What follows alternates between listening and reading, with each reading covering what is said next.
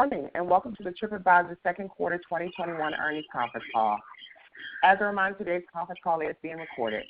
At this time, I'd like to turn the conference over to Tripadvisor's Vice President of Investor Relations, Mr. Will Lyons. Please go ahead. Thanks, Valerie. Good morning, everyone, and welcome to our call. Joining me today are Tripadvisor's CEO, Steve Kaufer, and our CFO, Ernst Teunissen. Last night, after market close, we distributed and filed our second quarter 2021 earnings release and made available our shareholder letter on our investor relations website.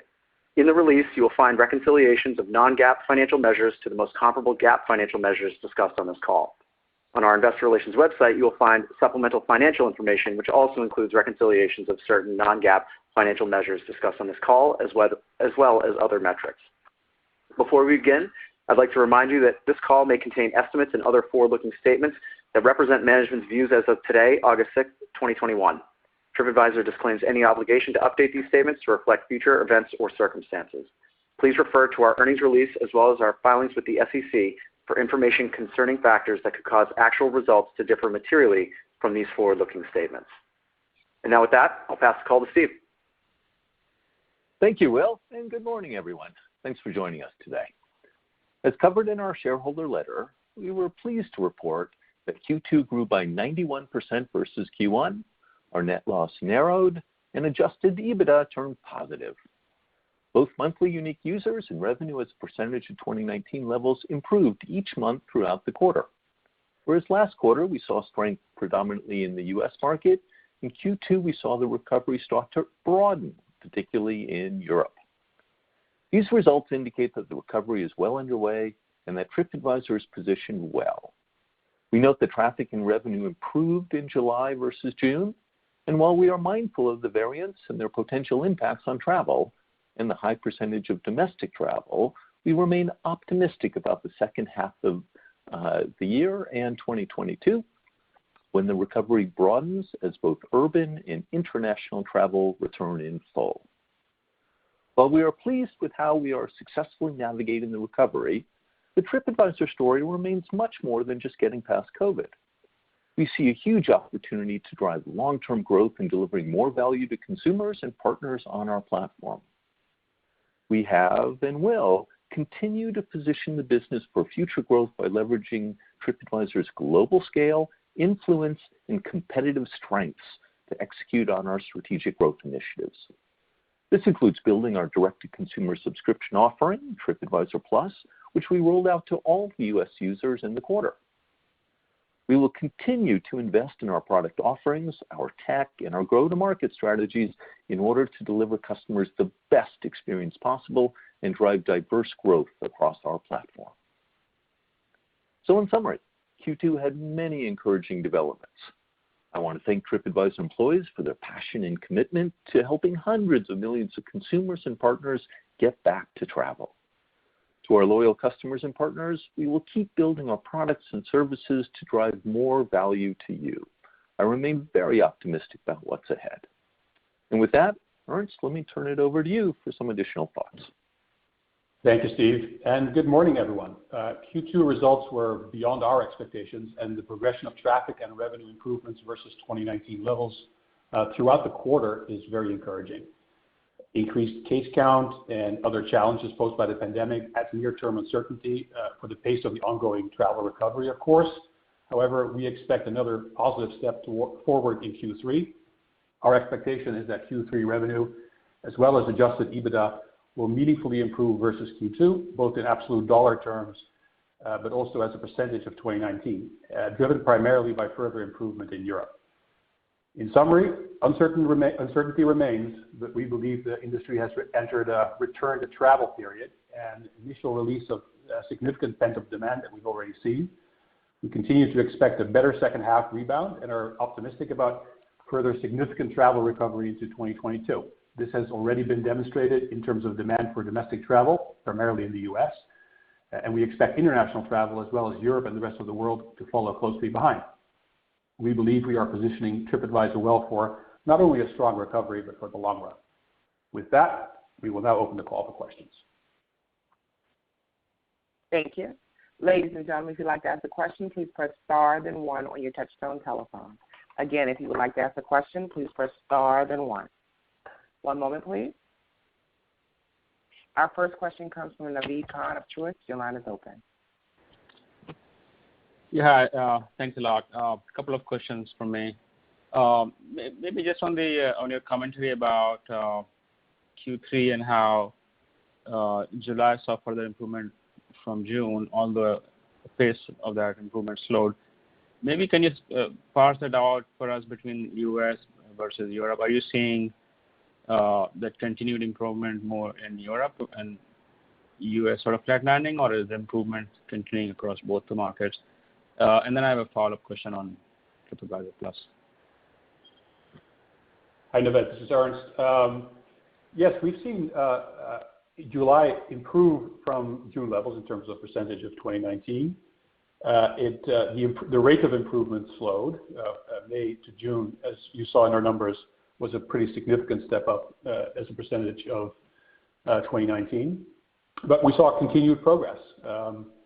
If you go underneath that, we saw Europe starting to increase more significantly, where early in the quarter it had been primarily the U.S. We saw on the hotel side, the auction maybe take a little bit of a step back in July relative to June as a percentage, but only a few points. But our experiences and dining business continued to accelerate in July. And so overall, our July numbers as a percent of 19 were actually a little better than June, but not as much better as May to June. Understood. That's helpful. On Tripadvisor Plus, it's been live on your site for a month and a half now, available to anyone. Maybe any color or commentary on the uptake that you might have seen with consumers since the full launch versus your own expectations, and also maybe just on usage. Do you see the primary use case being that people who become subscribers to Plus use it right away, or is that with a lag, or is there a percentage that do not end up using it? And then can you just maybe speak to that? Sure thing. Thanks, Naveed. Obviously, a topic I love to talk about. I got to start with it is very early days, but I have to say I think we're really onto something here. As I mentioned before, we have plenty of examples of fantastic subscription businesses in a bunch of other categories, but not yet in travel. And so with our traffic, our brand trust, we think TripAdvisor is just the ideal company to create a really affordable plan that lets everyone, as we say, up their travel. As you know, we just launched the product a couple of months ago in the U.S. So the question I guess you're asking is like, what have we learned so far? Well, I'd say the biggest thing, absolutely above our experations, is that we're saving a lot of money for travelers. The average savings is an impressive $350.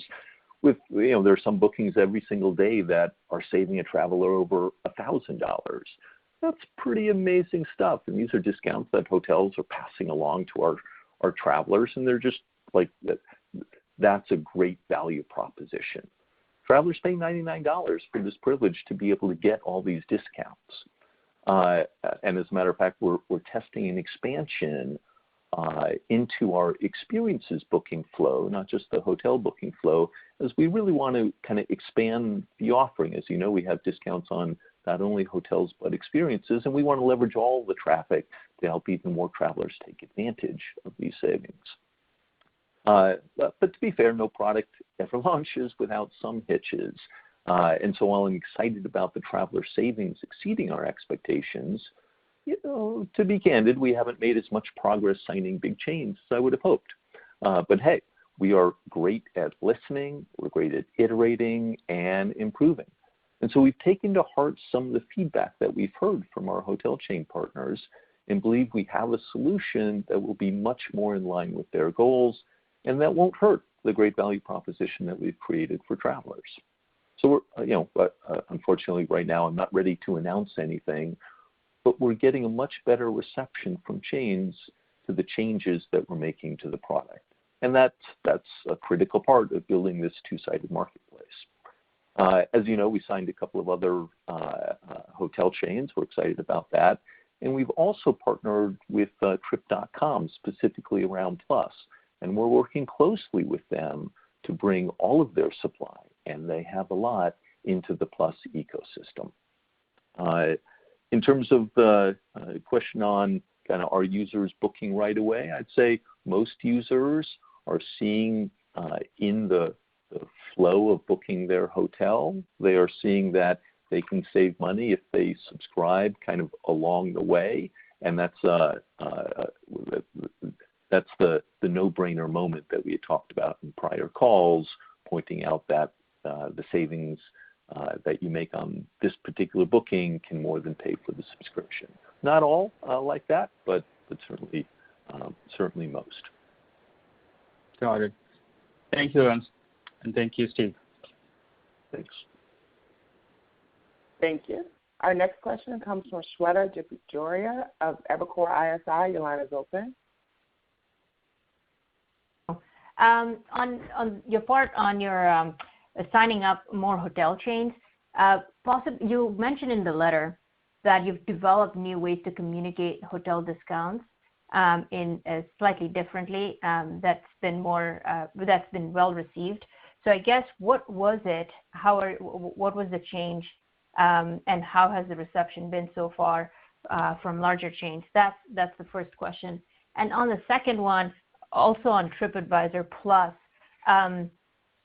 is the supply side onboarding a slower than expected process in general? Is that a product development focus for you in terms of once, let's say, a hotel says, okay, we are on board, what is the process like until discounts start showing up? Thanks. Sure. So I'd say the biggest challenge some properties have had with our current implementation is along the topic of rate parity, where we're showing a discounted rate, and hotels care a lot about having a standard rate across the internet. And so we've heard that loud and clear. And so as I just mentioned, we're making some changes that we think goes a long way towards addressing those changes. And hopefully you'll see those come to fruition in the next few months, as in live on the site and offering the opportunity for more and more hotel chains to join in. To be clear, with partners like Trip.com, they have already a lot of inventory that is going to make a big difference, we believe, on the supply equation for Plus. When it comes to your question about asking individual hotels to sign up, we currently ask for a kind of a zero commission rate or a discounted rate that we can then show our travelers. There is some work for the hotelier to go create that rate so that we can show the savings. That's what earns the hoteliers a higher position on our site and gets them more bookings, because we're certainly preferencing hotels that are better deals for the consumer, and that's always what the consumer's interested in. So we think with some of the new things that we have under the covers, we can actually even make that sign-up process simpler. And again, I'll have a bunch more to say on that the next time we chat. Okay. Thanks, Steve. Thank you. Thank you. Our next question comes from Jason Bazinet of Citi. Your line is open. Sorry to just belabor Trip Plus, but two quick questions. Is it fair to say that 350 savings you talked about, what in a weird way, what we'd want to see over time is that savings number come down, because it implies sort of deeper penetration and more receptivity to the for the consumer, or am I thinking about that wrong? And then second, have there been any sort of impediments in terms of signing up hotel property owners because of COVID, where they just look at you and they say, demand is so strong, we don't really need any help at this particular moment because sort of everyone wants to get out and travel and things get a little bit easier sort of as the world goes back to normal, or is that not a fair characterization of the types of discussions you're having? Two terrific questions, Jason. So if I had to project out over several years, as we look to build more and more properties that will have some level of discounts that we can share, pass back to the travelers, yes, I would expect that overall savings on average to come down. But I think of that as more because we're hopefully building a habit with consumers that they're coming back to us to not only book that $1,000 trip, but now that they're getting the savings for an entire year, they're coming back to book the $200 trip. And that property may not have a great discount on it, but it may have a good discount on it. And of course, it's a lower overall spend. So that traveler may have saved $150 on the first purchase, a nice discount on a big ticket, and is going to save $25 on the second purchase because it's a one-night stay at a moderately priced hotel.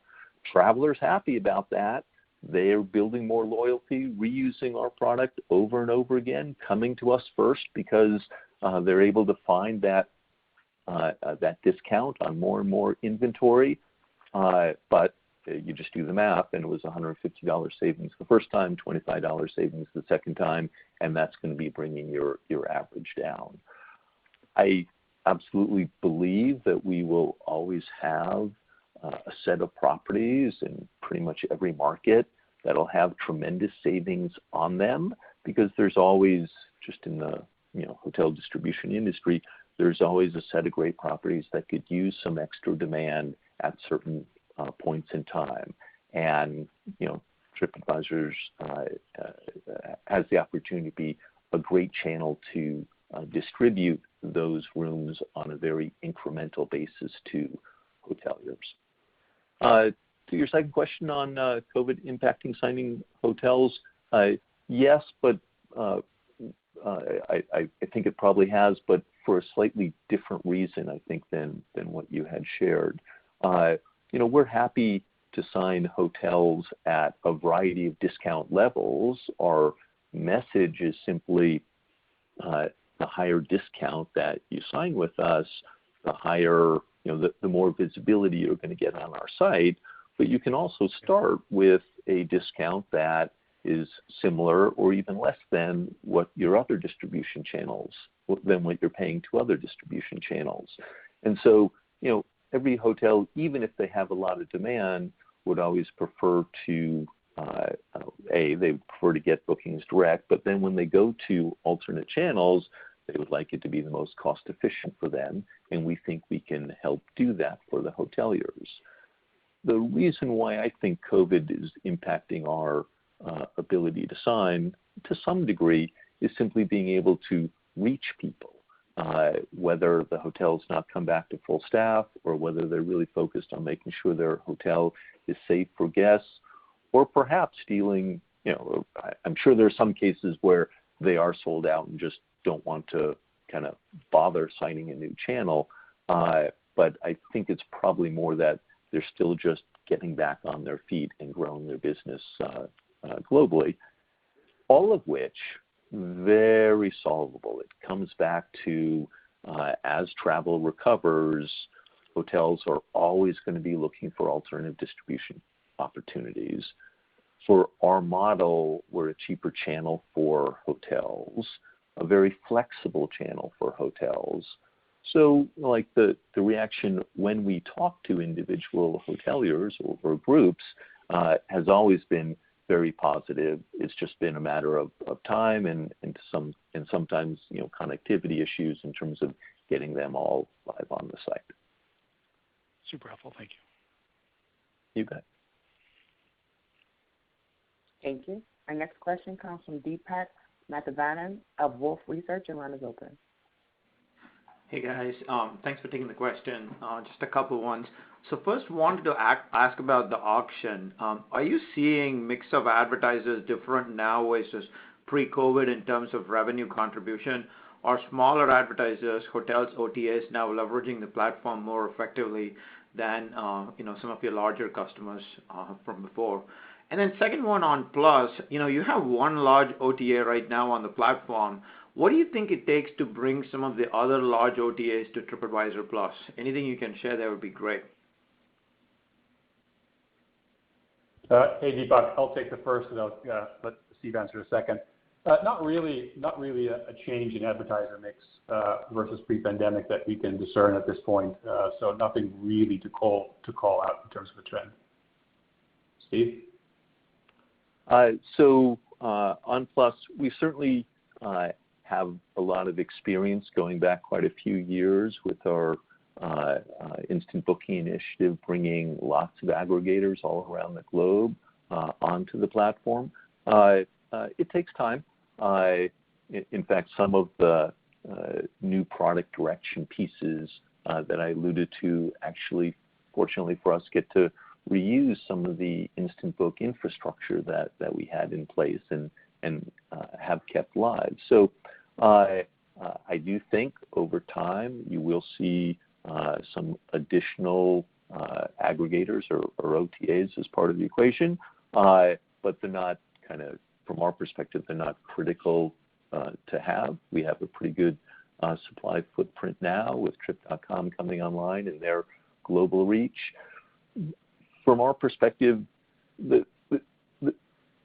while it's always nice as we surface an offer to a consumer to be able to pick amongst the best discounts for a particular property, it's actually a little less interesting from a consumer perspective, because our goal is to always be surfacing offers that are better than the retail rate that is out there.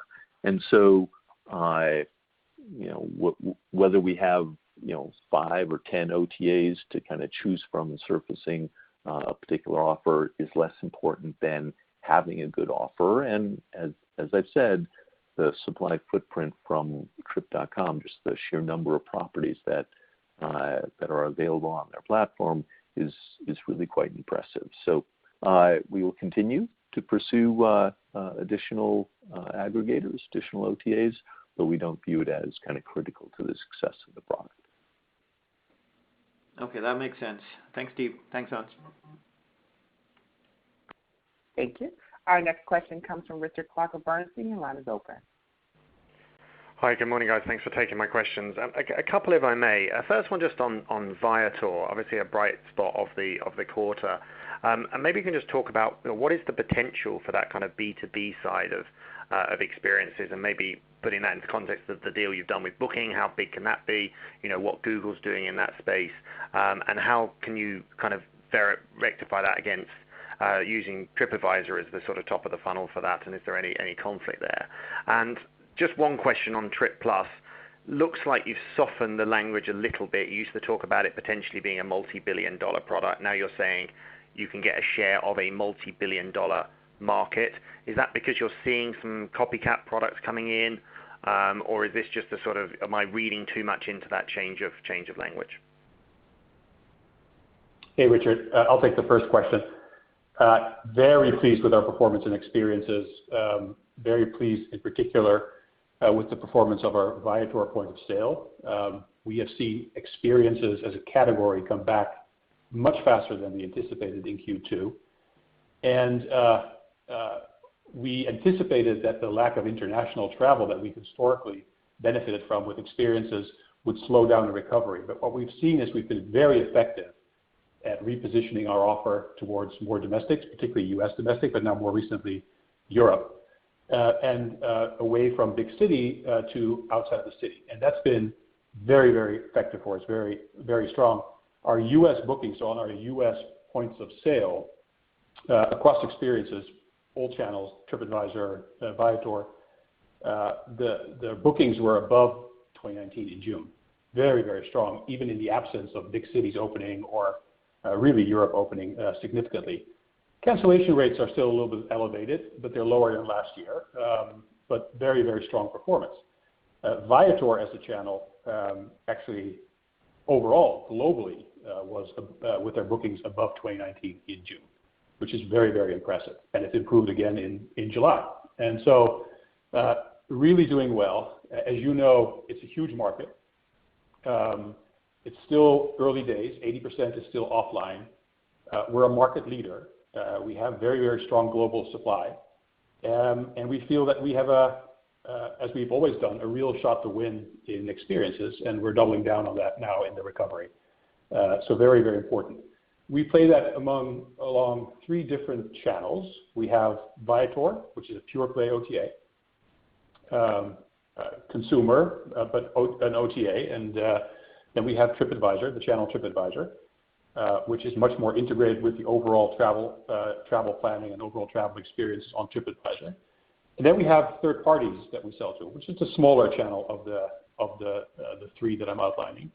And we have signed up, indeed, the likes of Booking, but many, many other third-party parties, leveraging the strength that we have in supply to broaden the impact we can have on the industry. So all 3 of those channels, we believe, are well-positioned, and all are leveraging this really superior global access to pretty amazing tours and attractions that our consumers love.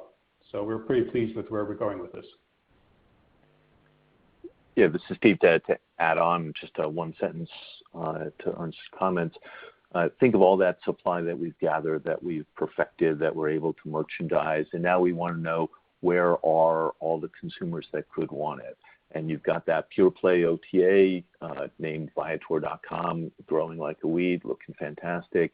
Tripadvisor already has a ton of people planning their entire trip to a destination, of which experiences is a key part. So great, we have that piece of the funnel. And then for the folks that aren't on our sites, we have this amazing third-party program with the likes of Expedia and Booking and most of the other big names that can capture travelers who or offer our wares to travelers who are not part of our own ecosystem.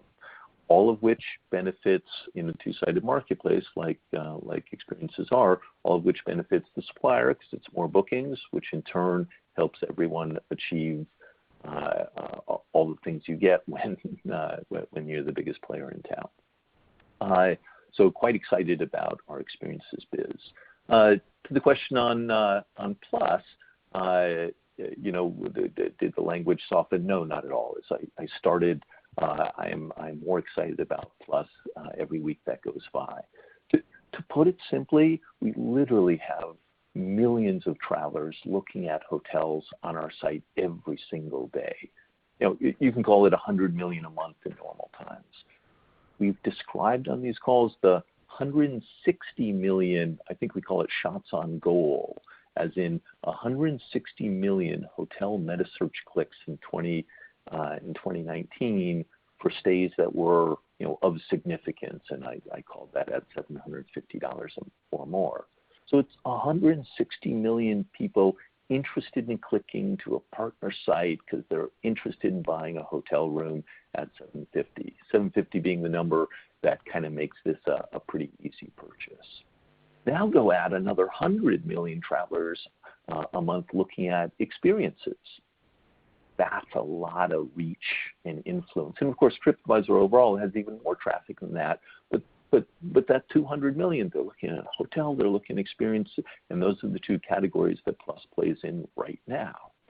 So if a small fraction of those travelers sign up each month for our subscription product, because they know they're going to save money on these hundreds of thousands of hotels, hundreds of thousands of attractions, we end up adding millions of subscribers over the next years with that same longer-term opportunity in the tens of millions. So again, we think it's a super interesting space for Tripadvisor to occupy. Fits extremely well with our focus on guidance, leveraging the traffic we have, the brand trust we have, and kind of the things that people already know Tripadvisor for, and now introducing the subscription product, again, proven in so many other categories, and we believe is the next big thing in travel. Makes a lot of sense. Thanks very much. Thanks. Thank you. Our next question comes from Mario Lu of Barclays. Your line is open. Great. Thanks for taking the questions. I have 2 on Plus. So I believe currently you're still mainly offering the subscription as a no-brainer decision, as it will pay for itself after the first booking. but I believe before you mentioned the notion of potentially offering a free trial. So curious if that's still in the works to potentially onboard more members, and to have a follow-up. Sure. Yes, we have done some free trial programs. I'm sure we will continue to do some more. We're learning how to market a subscription product as it's our first one. I think it's a great opportunity. We've chosen not to go broad, as in our entire audience, with a free trial. We don't think that makes sense at this point for our partners. But I'd go back to my statement that it's very early days. We feel with our audience reach, we have a lot of different ways that we can talk to them. We have literally hundreds of millions of members. The product is still rolled out just to the United States so far.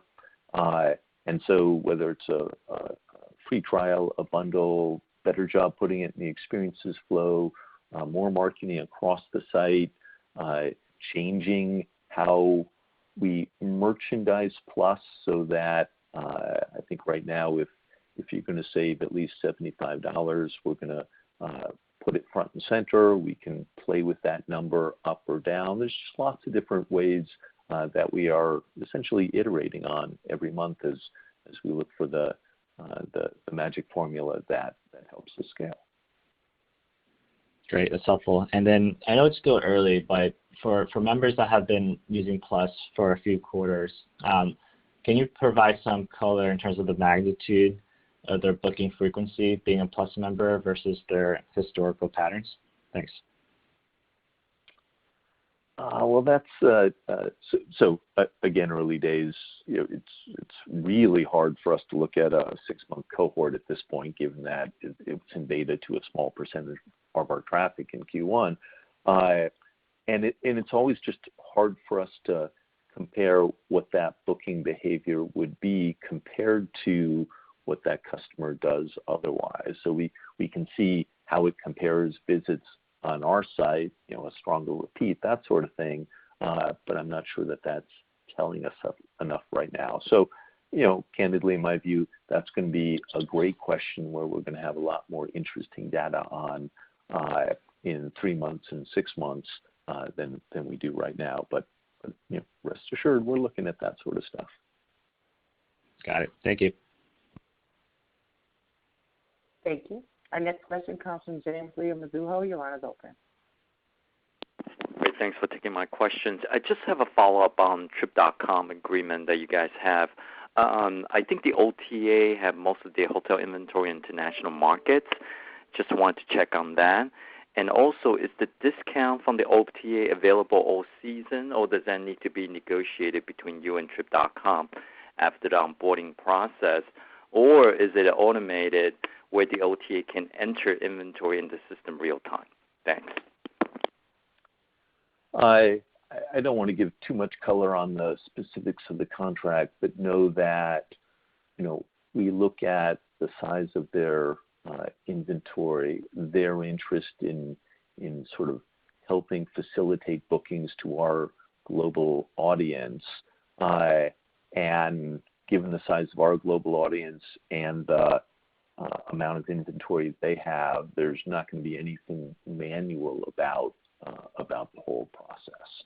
So we aim to scale.